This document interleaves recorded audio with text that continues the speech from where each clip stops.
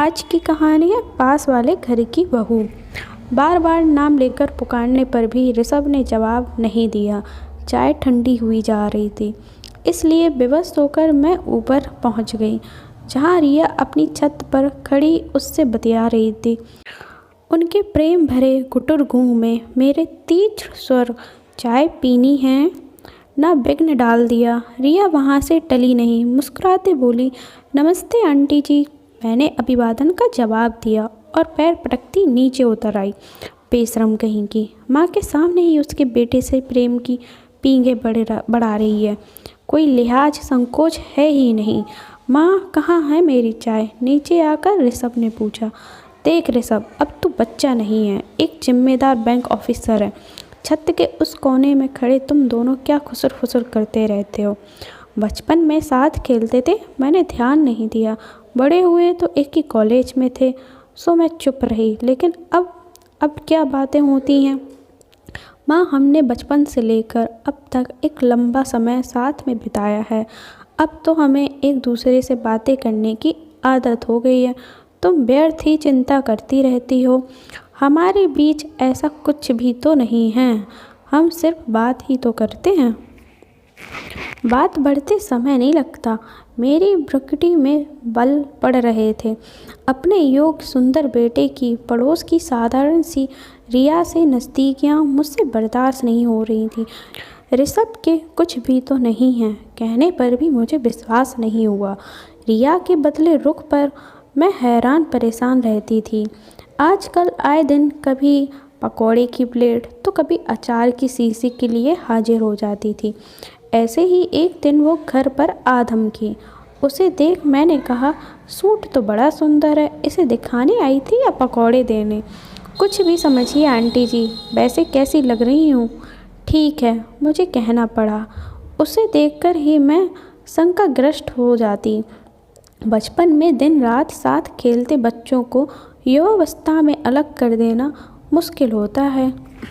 हम 3 बहनों की संतानों में ऋषभ इकलौता था। पति के खानदान में भी वह सबसे बड़ा और प्यार से पला था। उसकी शादी को लेकर हम सब ने बड़े सपने सजाए थे, किंतु हमारे सारे अरमानों पर पानी फिर गया। जल्दी ही ऋषभ ने रिया से विवाह की घोषणा करके सबको गहरा आघात दिया। हजारों कमाने वाले ऋषभ की अकेली विवाहित बहन रागिनी ने इसका पुरजोर विरोध किया। मैंने तो घर छोड़कर जाने की धमकी तक दे डाली, पर ऋषभ प्रभावहीन रहा। बोला, आप पर छोड़कर क्यों जाएंगी? मैं ही चला जाऊंगा ना। बस रिया से शादी करवा दीजिए। करवा दूंगी, सारे निर्णय तो खुद ले चुका है, शादी भी कर ले। ठीक है, कोर्ट मैरिज कर लेता हूँ।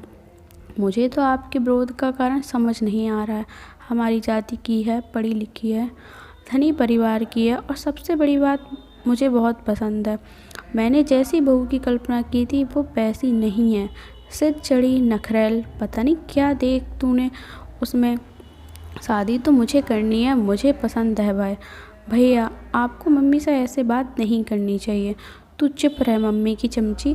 अभी 2 दिन में संदीप के पास चली जाएगी। तूने भी तो की थी अपनी पसंद से शादी, मैंने कुछ मना किया था तुझे? रागिनी चुप हो गई। उसने भी प्रेम विवाह किया था, लेकिन मैंने उसमें अपनी सहमति दी थी। मैं कुछ बोलती उससे पहले ऋषभ के पापा बोले, ऋषभ की शादी रिया के साथ ही होगी। जवान लड़का घर से चला जाए, यही चाहती हो क्या तुम लोग? यह सब मैं नहीं होने दूंगा। अब कोई एक शब्द नहीं बोलेगा। शादी की तैयारी करो। उसके बाद सब ने चुप्पी साध ली। शादी बारात तक मैं बिल्कुल शांत रही। मुंह दिखाई मैं 5 तोले का हार दिया, लेकिन यह देखकर मेरा मुंह उतर गया कि रिया के माता पिता ने दान दहेज काफ़ी कम दिया था। हालांकि बारातियों का स्वागत बढ़िया था। रिया की व्यक्तिगत सभी चीज़ें अच्छी क्वालिटी की थीं, पर हर पारंपरिक साज जैसे घर के अन्य सदस्यों पर बर के लिए कीमती गिफ्ट व नकद की अपेक्षा करती है। मैं भी कुछ उसी तरह की अपेक्षाएं पाले बैठी थी, पर ऋषभ के पिता का सख्त निर्देश था कि मुंह खोलकर कोई मांग नहीं की जाएगी। बहरहाल रिया बहू बनकर हमारे घर आ गई। जब तक घर रिश्तेदारों से भरा था मैंने उसे आराम करने दिया। वह आराम से 8 बजे सोकर उठती, चाय पीती, फिर नहा धोकर सज धज कर बैठ जाती, लोगों से चह चह कर बातें करती। क्योंकि मायका बगल में होने के कारण उसे माता पिता से दूर होने का एहसास ही नहीं हुआ। 11-12 बजे वह अपने कमरे में चली जाती और घंटों सोती, केवल खाने व चाय के लिए बाहर निकलती। सुबह शाम उसके भतीजे भतीजी डिब्बा लिए हाजिर रहते। मम्मी ने दिया है, बुआ को बहुत पसंद है, दादी ने फूफा जी के लिए भेजा है।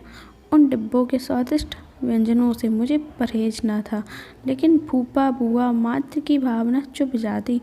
जिस दिन ऋषभ रिया नैनीताल जा रहे थे, रिया ने आकर मुझसे कहा था, आप परेशान मत होइए, मेरी मम्मी ने रास्ते के लिए खाना बना दिया है। वे दोनों हनीमून रवाना हो गए। रिश्तेदार भी जा चुके थे। रागिनी ने न जाने से पहले मुझसे कहा, वहाँ से लौटकर आएँ तो भाभी से खाना बनवाना शुरू कर दीजिए, वरना ज़िंदगी भर आप उसे बैठाकर खिलाती रहेंगी। हाँ और क्या, उसे तो करना ही है, मैंने कह तो दिया, लेकिन मन ही मन असमंजस में भी थी। कुछ दिनों बाद ऋषभ रिया लौट कर आए। काफ़ी गिफ्ट्स, मेवे, मिठाइयाँ लेकर आए थे। रिया शाम को ही मायके जाकर काफ़ी कुछ दे आई। अब तुम दोनों आराम करो। ऋषभ, कल तुम्हें बैंक जाना है। रिया, कल का नाश्ता तुम्हें बनाना है, इंतज़ाम मैं कर दूंगी, मैंने कहा।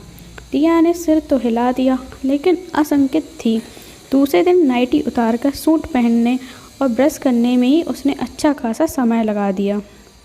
फिर जिस मंथर गति से वह पराठा सेकने लगी थी, लगा कि आज ऋषभ ऑफिस ही नहीं जा पाएगा। हार कर मुझे ही सब्जी छौंकनी पड़ी। रसोई में काम करते हुए मैं उसे फुर्ती से काम करने की सलाह देती रही, जिसे वह अनमने भाव से सुनती रही। अगले दिन उसे फ्राइड राइस और पनीर बनाना था। सारी तैयारियां करके मैंने उसे आवाज़ दी तो पाया कि वह घर में कहीं है ही नहीं। अचानक सीढ़ियों पर उसके पदचाप ने मुझे सतर्क किया। वह हाथ में एक बड़ा डिब्बा लिए उतर रही थी। मम्मी जी, मेरी मम्मी ने आलू दम और पूरियाँ भेजी हैं, सुबह का नाश्ता हो जाएगा। तुम दोनों का तो हो जाएगा, पर हमारा नहीं। कब तक कुछ सीखने की जगह डिब्बा लाती रहोगे? अब छोड़ो यह सब। लेकिन रिया ने मेरी एक ना सुनी। छत पर उसका मायके वालों से लेन देन चलता रहा। कभी कभी तो वह कचौड़ी, हलवा, पोहा का डिब्बा लिए अपने कमरे में चली जाती और खा पीकर छत से डिब्बा पुनः देने के अनुरोध के साथ लौटा दिया जाता। उसका पेट भरा रहता तो खाना बनाने में उसकी दिलचस्पी कम रहती। मुझे गुस्सा आता, लेकिन कुछ कह ना पाती। ऋषभ की सह जो मिल रही थी उसे। नई नवेली अर्धांगिनी के 100 खून माफ़ होते हैं, लेकिन असली गलती रिया की माँ कर रही थी। सो एक दिन बिना पूर्व सूचना के मैं उनके घर पहुंच गई। मेरी गंभीर मुख मुद्रा से वे तनिक विचलित दिखी, खूब आब भगत हुई। उसी दौरान मैंने कहा, आपने रिया को कामकाज नहीं सिखाया, कोई बात नहीं, लेकिन छतों से डिब्बे देना, लड़की को केवल मैं और मेरा पति का पाठ पढ़ाना, ये क्या यह उचित है? अरे बच्ची है, जो कुछ उसे पसंद है घर में बनता है तो दे देती हूँ। धीरे धीरे सब सीख जाएगी। धीरे धीरे उसमें अलगाव की प्रवृत्ति आ जाएगी। वह आप पर निर्भर हो जाएगी और कभी अपने घर के प्रति समर्पित ना होगी। आप बहुत आगे की सोच रही हैं। एक माँ की तरह सोचें तो आपको लगेगा कि कुछ भी गलत नहीं हो रहा है। रिया की माँ अपनी बात पर अड़ी रही। मैंने गहरी सांस ली और जाने के लिए उठ खड़ी हुई। बाहर तक मुझे रिया की भाभी छोड़ने आई। उसने कहा, आप चिंता ना करें, वह घर की छोटी है, इसलिए दायित्व भाव नहीं है, लेकिन शादी के बाद यह भाव हर स्त्री में ज़रूरी है, वरना वह उस परिवार से जुड़ नहीं पाएगी। मैं उसे समझाऊंगी। मैं घर वापस आ गई। रिया ने इधर एक नई रट लगा रखी थी कि वह नौकरी करना चाह रही है। घर से सहमति मिलने पर उसने एक स्कूल में नौकरी कर ली। अब वह भी ऋषभ के साथ टिफ़िन लेकर निकल जाती। दोपहर में बना बनाया मेरे द्वारा परोसा खाना खाकर सो जाती। शाम की चाय मैं ही बनाती। चाय पीकर वह खाने के लिए पूछती थी तो ज़रूर, पर बस रोटियां बनाकर चलती बनती। कभी कभी सब्जी, चटनी या रायता आदि बनाती। इसके बाद सब मुझे ही समझाते, अरे जैसा बना है खा लो, सब पेट में ही तो जाएगा। तुम सोचती हो वह अभी से तुम्हारी तरह एक्सपर्ट हो जाएगी। पापा ठीक कहते हैं माँ, ऋषभ बोलता। रिया उनकी कृतज्ञ रहती और मुझसे कुपित रात में कहती, मैं रोटियां बना दूंगी, सलाद काट दूंगी, बाकी मेरे हाथ की बनी सब्जी तो आपको पसंद नहीं आएगी। अब मैं घर में मुफ्त की नौकरानी थी। तीनों टाइम खाने की व्यवस्था, घर की सफाई और सजावट, मेहरी के पीछे पीछे घूमना। मैं चाह कर भी उससे कुछ न कह पाती। वह हमेशा मुझसे एक निश्चित दूरी बनाकर रखती। घर में एक और औरत के आ जाने से मेरी अपेक्षा बनी रहती कि रिया मेरी कुछ मदद करे। इसके लिए विरोध स्वरूप कभी सर दर्द तो कभी कमर दर्द का बहाना बनाकर पड़ी रही कि रिया कुछ ना करे। लेकिन इसका विपरीत प्रभाव पड़ा। उसके घर से सुबह शाम टिफ़िन आने लगे। वह टिफ़िन लेकर स्कूल जाती, वहाँ से लौटकर सीधे मायके जाती, खा पी कर लौटती। कभी कभी स्कूल में काम ज़्यादा होने पर मायके ही रुक जाती। अब घर में एक अलग ही सुगबुगाहट शुरू हो गई थी कि रिया ऋषभ के साथ अलग रहने की योजना बनाने लगी है, कहीं और जहाँ से ऋषभ का बैंक पास पड़ता हो।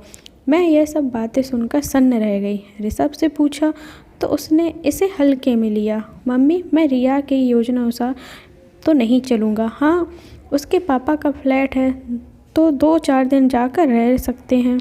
ऋषभ से बात करके कुछ तसल्ली हुई। छत पर कपड़े सुखाते रिया की भाभी से बात हुई।